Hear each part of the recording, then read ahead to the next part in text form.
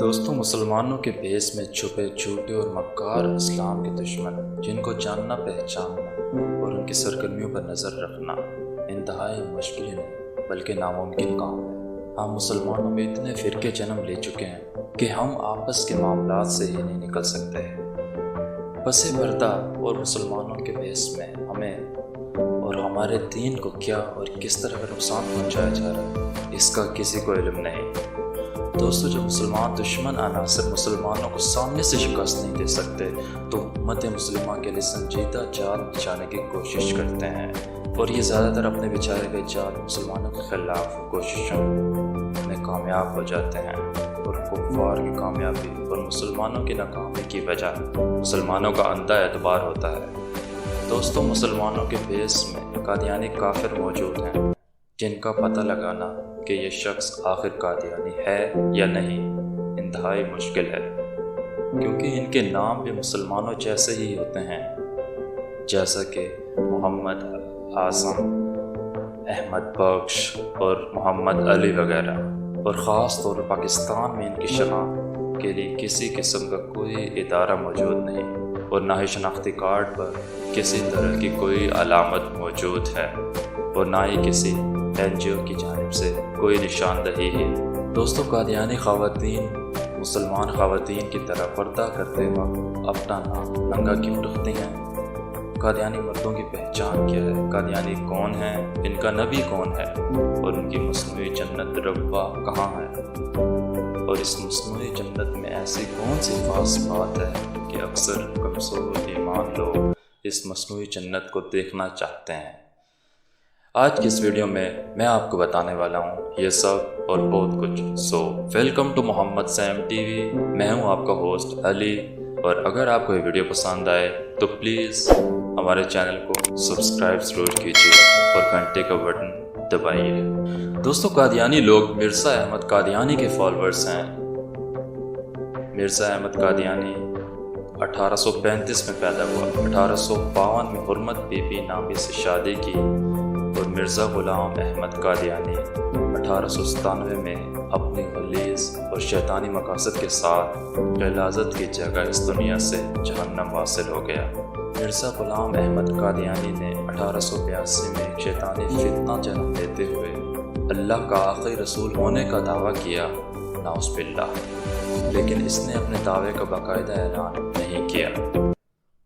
سن 1888 میں اپنی شیطانی چالوں کو مضبوط کرنے کے بعد باقاعدہ طور پر مرزا غلام احمد قادیانی نے اپنی شیطانی زندگی کا مقصد ایک کاغذ پر لکھ کر اپنے نبی ہونے کا اعلان کرتے ہوئے اپنے لوگوں میں یہ بات عام کروائی کہ اللہ کی طرف سے حکم آیا ہے کہ میرے پیروکار ہو جاؤ اور میری بیعت کرو۔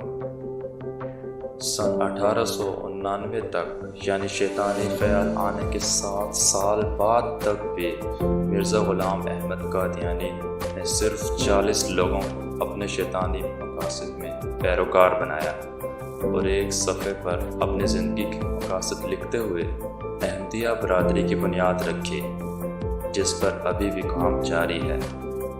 دوستو، قادیانی کیا ہیں؟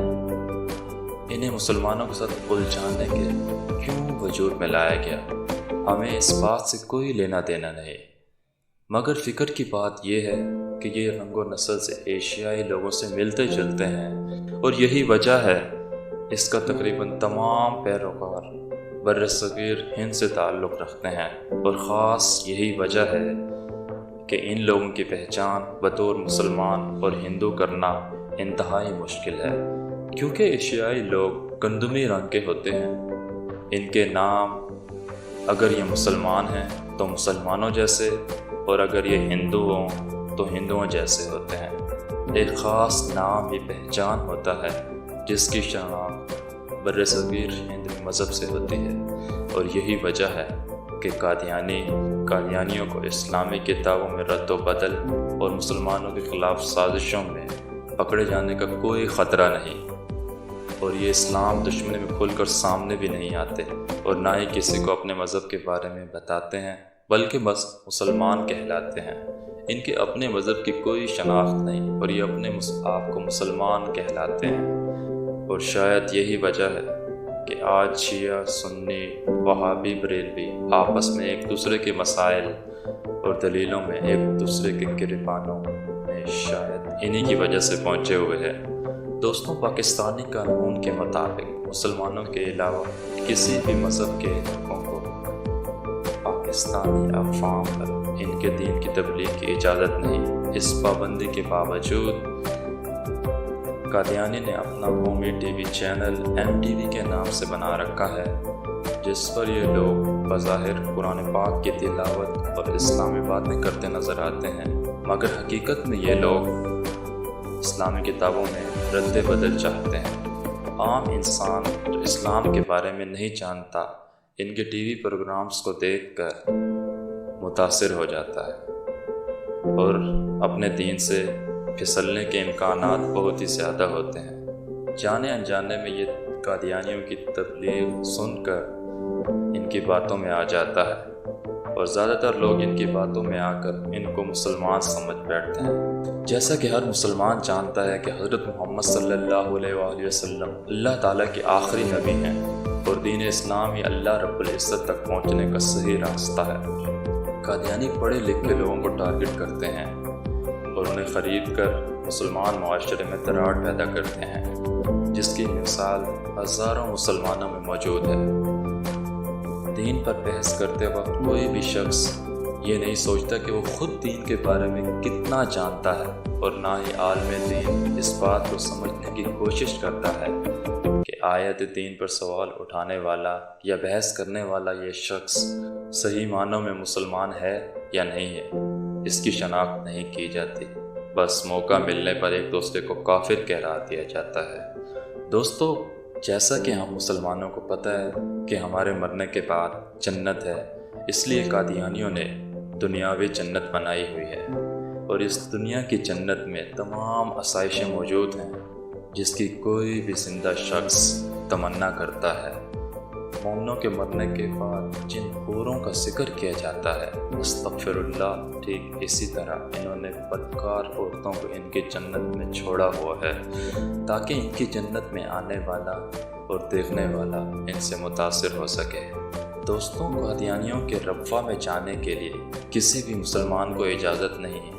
اب آپ کے ذہن میں یہی سوال ہوگا، تو پھر ان کی پہچان کس طرح سے کی جائے اور انہیں کیسے معلوم ہوتا ہے کہ یہ مسلمان ہے یا پھر نہیں؟ انہوں نے کسی بھی قادیانی کو خاص قسم کے کلمات یاد کروائے ہوتے ہیں اور عہد لیا ہوتا ہے جو صرف قادیانی جانتے ہیں۔ ربوہ کا دورہ کرنے والے شخص سے وہی کلمات دریافت کیے جاتے ہیں جو کہ خفیہ راز ہے، اور اس طرح اس کلمہ بیان کرنے والے کو ربوہ میں داخل کر لیا جاتا ہے اور جھوٹ بولنے والے کو باہر نکال دیا جاتا ہے۔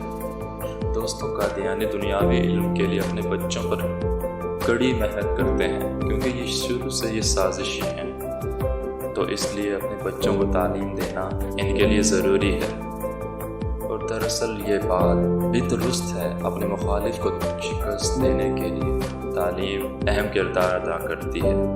دوستوں، قادیانی خواتین مسلمانوں کی طرح پردہ نہیں کرتی، بلکہ ان کا ایک انوکھا انداز ہوتا ہے جس سے متاثر ہو کر آج کل مسلمان خواتین بھی متاثر ہو رہی ہیں۔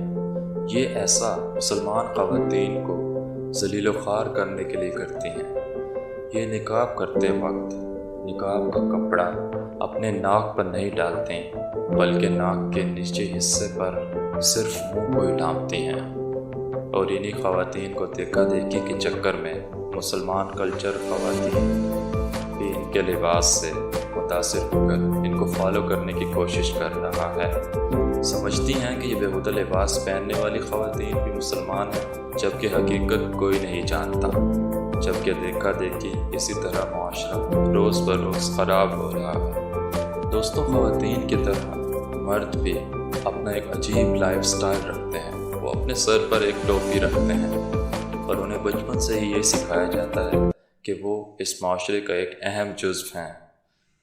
مرزا غلام احمد قادیانی کا یہ دعویٰ تھا کہ یہ 80 سال کی عمر میں مرے گا، جبکہ یہ صرف 73 سال کی عمر میں بیت الخلا میں پاخانہ کرتے وقت ذلت کی موت مر گیا۔ اور کہا جاتا ہے کہ یہ مرنے سے پہلے انتہائی بیمار تھا اور اس کی بیماری کی فکر اس کے سسر کو لاحق تھی، جس نے اسے بے پناہ سمجھایا کہ مسلمانوں کے بارے میں شیطانی اعمال کی معافی مانگ لے اور اللہ رب العزت اور اس کے رسول سے معافی طلب کرو، مگر یہ مرتے دم تک منکر رہنا چاہتا تھا، جس کی موت قابل فکر ہے۔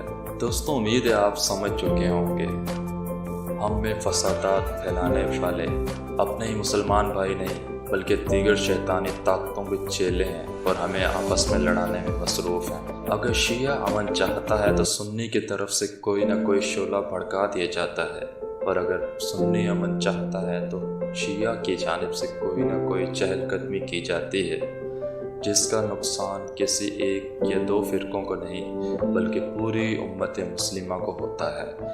امید ہے کہ آپ آج کے ویڈیو سے یہ سمجھ چکے ہوں گے کہ آپ کو کسی بھی معاملے پر اپنے مسلمان بھائی سے بحث نہیں کرنی چاہیے۔ کون کیا کرتا ہے یہ سب کچھ اللہ اور وہ شخص بہتر جانتا ہے۔ امید ہے آپ کو یہ معلوماتی ویڈیو پسند آئی ہوگی، اور اگر آپ کو یہ ویڈیو پسند آئے تو پلیز اس چینل کو سبسکرائب کیجیے اور ہمارے چینل کو زیادہ سے زیادہ شیئر کیجیے۔ اللہ حافظ۔